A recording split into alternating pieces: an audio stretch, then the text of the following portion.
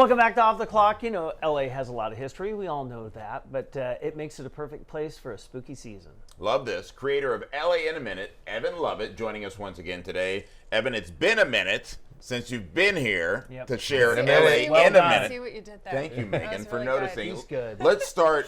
It is the Halloween season, Absolutely. in October. Let's start with Hollywood toys and costumes. Not only is it LA's oldest and largest costume shop, but it's also said to be haunted. Absolutely, which makes so much sense. I mean, they have the widest selection of costumes anywhere in Los Angeles. We're talking over 100,000 costumes every year. They get more and more, and as the costumes get more complex and esoteric, they're staying on top of it. I talked to Natalie Moazes, who's the daughter of the current owner, Ron. It's a family-run operation, total mom and pop. And she's been working all week. They keep getting more and more costumes to kind of keep up with the Joneses, but also stay a step ahead. I mean, even going back in the day, you got people like Elvira who shop there, Angelina Jolie. They have Michael Jackson who used to shop there. So this really is like the legendary costume shop. But the thing is, it's also haunted, right? Because this is on Hollywood Boulevard? Is It's that right? on Hollywood, Okay. 6600 Hollywood Boulevard. Okay. I want to say just west of Cahuenga. I'm kind of bad with streets and directions, but it's right around Cahuenga and Hollywood. Now, the store's been open since 1950, which makes it LA's oldest Halloween costume shop. But they moved into their current building in 1995. And again, it's a massive, just, I don't want to call it a warehouse, but it is a massive space of costumes. But the thing is, there's been documented people, whether it's hearing sounds or costumes move off the racks, or especially in the storage room, where it gets a little quiet, a little bit dark, just paranormal experiences. And a lot of people think that comes from when they moved into this building in 1995. They were right next door previously because they had to expand when they were getting bigger and bigger. But the building that they were in was abandoned for about 2 decades. And towards the end of that, squatters were living in there. And there was a fire. And the fire, unfortunately, took some lives of those squatters.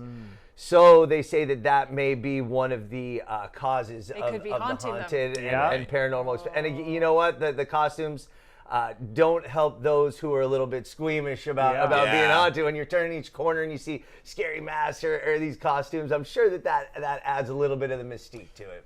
Real quick, is this the kind of place that you can rent, or is it strictly a buy kind of thing? Buy, but I'll tell you, they have for every budget. They have kind of, off the rack, low end, get a mask, get a costume, but they also have like some really creative, high-end, more laborious like costumes. People are look, we know year by year everybody's just getting more into Halloween. That's what it is, and they really do a good job kind of presenting the different options for people to get costumes. But go in and support, because it's a mom and pop, I love that. and that's the most important. Not these corporate chains that come in and rent spaces temporarily. No, go to Hollywood Toys and Costumes. Love that. All right, next up, let's talk about the Cecil Hotel, which many of us have heard about. We've seen the documentaries about the Cecil Hotel, located downtown. Yep. Tell us about it. Okay, Cecil Hotel, when it opened in 1924, was a state-of-the-art, grand hotel for business travelers and for people visiting the burgeoning downtown of Los Angeles, which was just becoming a metropolis. And it was this gorgeous building, great architecture, lobby bar. But right off the bat, things sort of became amiss. There was a suicide in one of the rooms about 3 years after it opened. There was a mysterious case where a woman may have jumped or may have been pushed out of a 9-story window. She passed away. There was a woman who gave birth in one of the rooms, and then, the baby ended up passing away. So little by little, but a lot by a lot, it just had these notorious cases. And soon, by like the 1940s, 1950s, it actually took on the moniker Hotel Suicide or Hotel Murder. And, gained that reputation. And truthfully, the area started changing. Skid Row developed around that time. By the 1950s, there were 10,000 homeless people within a 4-mile radius of the hotel. They started charging by the day, by the week, which led to a little bit sketchier of a guest list. Yep. But the next big thing that occurred was 1985, when Richard Ramirez, the Night Stalker, rented a room at the Hotel Cecil, and it said that that's where he was staying when he went on his killing spree. At least 14 of his victims were killed while he was not there, Right. but he was staying there. He was planning stuff. His energy was there, and I'm telling you, if you grew up in Southern California during that time, nightmares. Like One as a of my kid, most- right? You just, as a child, I remember that. You did not go to traumatic- sleep Yeah. without making sure everything was locked Oh twice. my gosh. 100%. So I got well. chills thinking about Right? it because I remember that, and there was an incident where I actually thought he was on my roof when I was. I feel like I we was- all did at Yep. some point, right? We As were kids. freaked out. Oh my gosh. So he was staying at the Hotel Cecil, but then 6 years later, there was a man named John Unzwerger who was an Austrian serial killer that also stayed there. They don't know if he did it as a copycat because Richard Ramirez stayed there, or if it was the energy of the Hotel Cecil that, maybe possessed him to go that direction. But he went on a killing spree, killing prostitutes in the area. So not just one, but 2 serial killers stayed at the Hotel Cecil, in addition to all those suicides and homicides. Eventually, it ended up being rebranded, bought, kind of renovated to the Stay on Main, sort of now an affordable housing complex. But there was still another incident in 2013. I forget the name. I think it was Alicia Lamb was her name. There's video of her kind of acting very erratically. Oh, is this the one by the elevator? Yes. And I think it's the Netflix Yes. series. Yes. or something. Going in and out of the elevator, up and down the floors. Family reported her missing. She ended up being found in a water cistern on the roof, unclothed and deceased. Wow.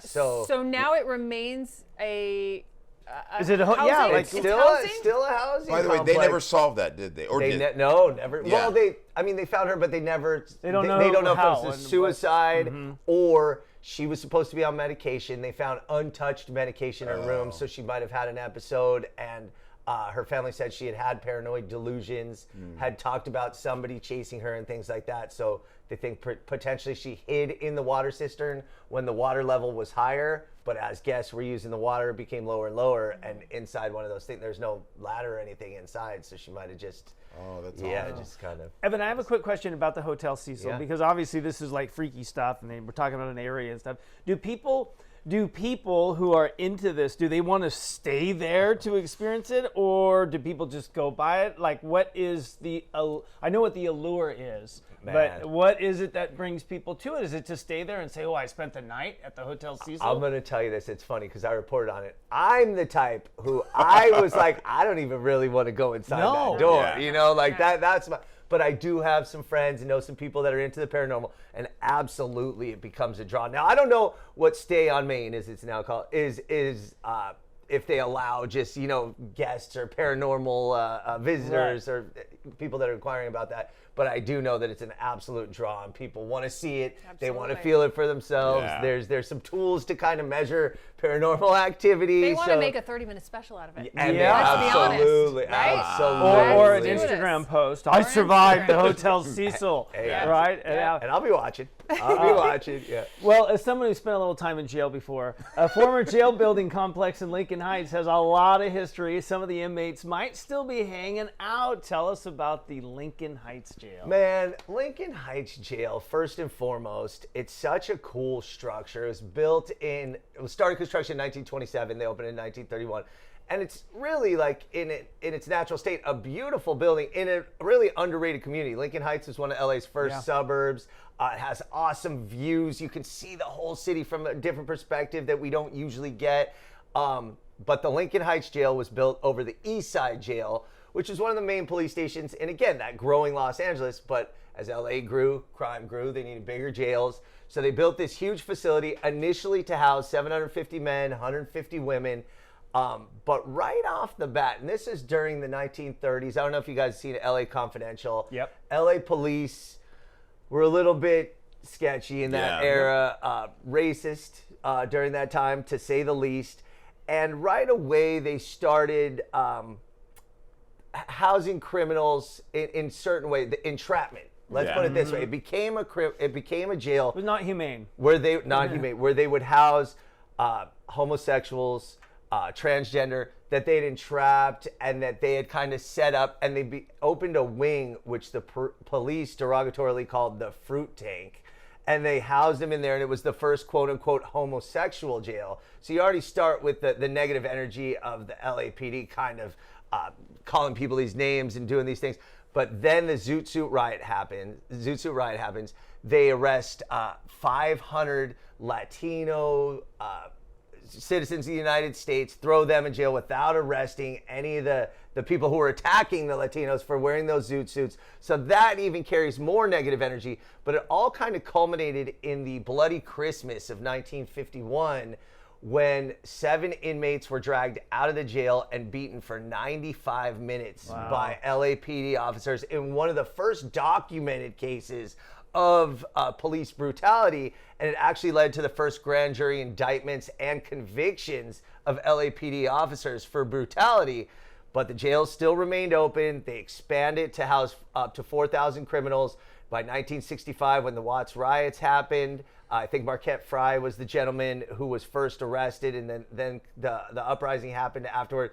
They housed a lot of people in there, and from there, it sort of became like, all right, there's just too much negativity around this. All these incidents in Los Angeles ends up in Lincoln Heights Jail. So they closed it, and now it's abandoned, broken windows. You see some holes in tunnels where there might have been attempted break. Because that's a big building. I mean, you were showing pictures. I was like, wow, that's a big piece of real estate there. Huge building. And in 2023, the LA City Council actually voted to start a renovation on it, make it a mixed-use development, which would actually be pretty cool. I think so too. With that building and in that location. But it still remains abandoned to this day. And people go in, and this is one that people absolutely, you're not allowed to go inside, but there's a lot of documentation of people going inside.